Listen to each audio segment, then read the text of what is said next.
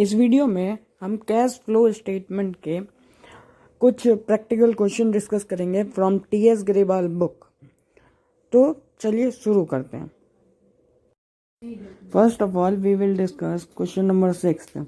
As we can see हमें क्या निकालना है, net profit before tax and extra ordinary items. And हमें दे रखा है equity share capital 10% preference share capital, surplus balance in statement of profit and loss, unpaid dividend, propose dividend current year और previous year का, and interim dividend.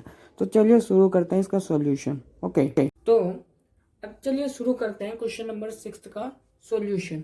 Okay ये कौन सा है? Question number 6। ओके जैसा कि हमने देखा कि हमें क्या क्या दे रखा है, शेयर कैपिटल दे रखा है, फिर 10% प्रेफरेंस शेयर कैपिटल दे रखा है, surplus balance in profit and loss दे रखा है, एंड डिविडेंड अनपेड डिविडेंड दे रखा है, एंड प्रपोज डिविडेंड दे रखा है, एंड इंटरम डिविडेंड दे रखा है। ओके तो हमारा फॉर्मेट हमें क्या कैलकुलेट करना है? Computation of profit before tax and extra ordinary item. Okay तो यहाँ पे हम अमाउंट ले लेते हैं और यहाँ पे पर्टिकुलर। सबसे पहले सरप्लस बैलेंस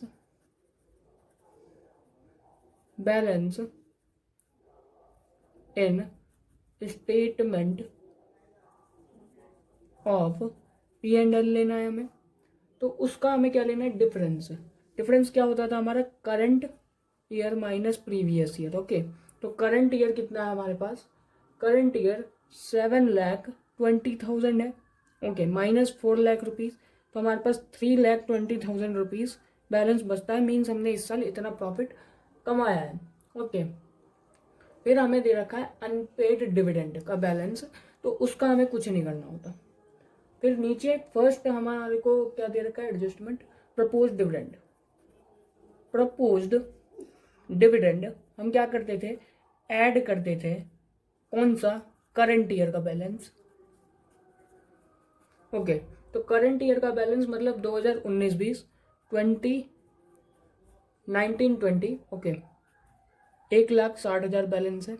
ओके फिर ऐड करेंगे इसमें इंटरिम डिविडेंड, जितना दे रखा हो 40,000 रुपीज़। बट हमारा वर्क अभी कंप्लीट नहीं हुआ है। मैंने आपको बताया था लास्ट वीडियो में कि if there is interim dividend then we have to check for preference share capital. हमें क्वेश्चन में 10% प्रेफरेंस शेयर कैपिटल दे रखा है, तो ऑब्वियसली बात है हमने इंटरिम डिविडेंड देने से पहले प्रेफरेंस शेयर को डिविडेंड दिया होगा, प्रेफरेंस शेयर होल्डर को, तो हम उसको भी ऐड करेंगे। Dividend paid to 10%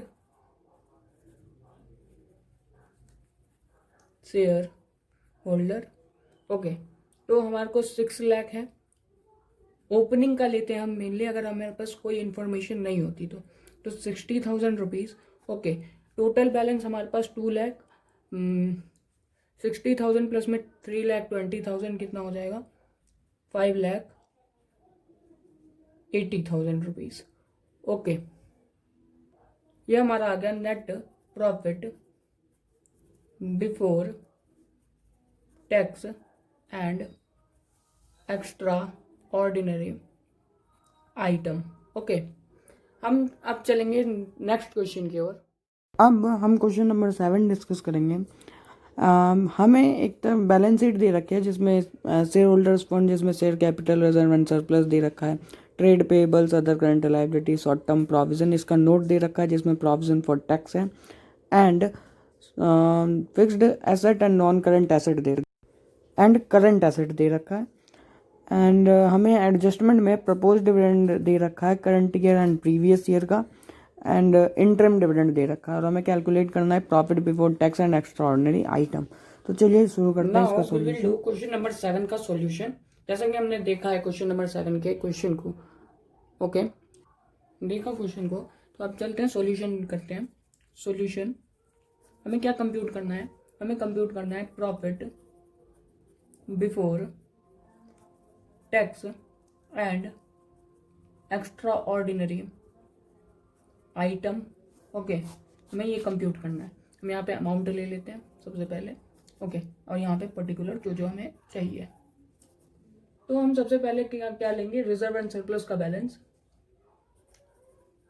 reserve and surplus, हमें इसमें क्या दे रखा है, balance in statement of P and L.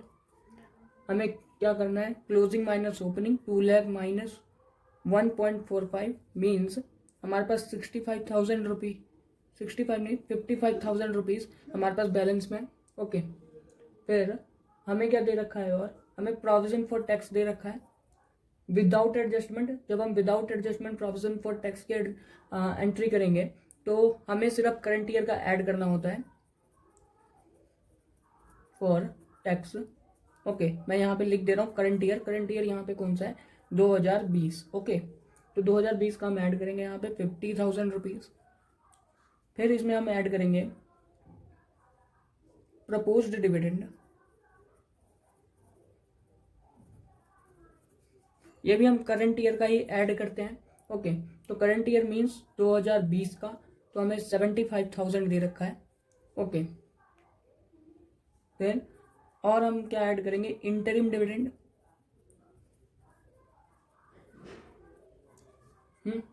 Interim dividend जो भी हमने पे कर रखा होगा।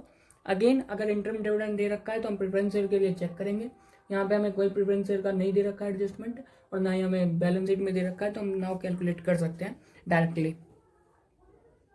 तो हमारा आंसर कितना आया, 1,90,000 रुपीज़। ओके, अगेन चेक कर लेते हैं, 55,000 प्लस में 50,000 प्लस में 75,000 प्लस में 10,000, आंसर इज 1,90,000 रुपीज़। क्या आया हमारे पास, profit before tax and extra ordinary activity.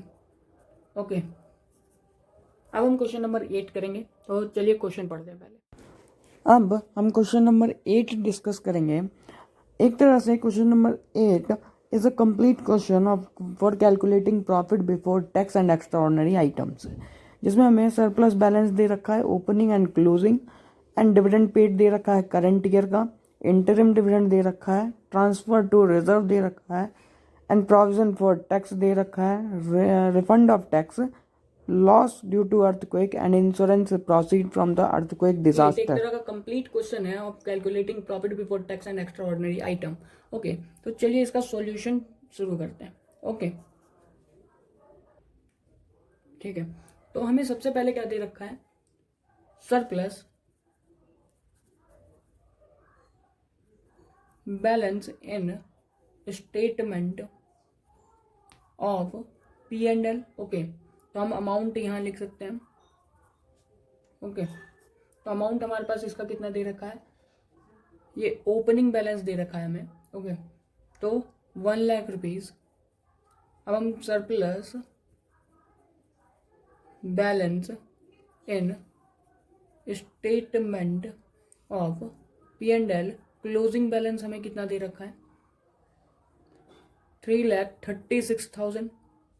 तो हमारा प्रॉफिट कितना आ गया, in statement of P and L 2,36,000 rupees. Okay, आगे चलते हैं। हमने करंट ईयर में कितना डिविडेंड पे किया है वो हम ऐड कर देंगे। डिविडेंड पेड 72,000 रुपीज़, 36 है। ओके, फिर अगेन हमने interim dividend paid during the year, हम इंटरिम डिविडेंड जितना भी पे करा है हमने,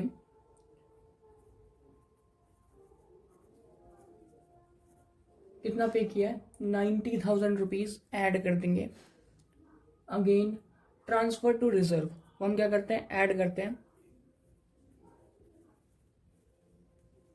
ओके, तो इसका balance 1 lakh rupees. Again provision for tax for the current year, इसको भी हमें क्या करना है, ऐड करना है। Provision for tax for current year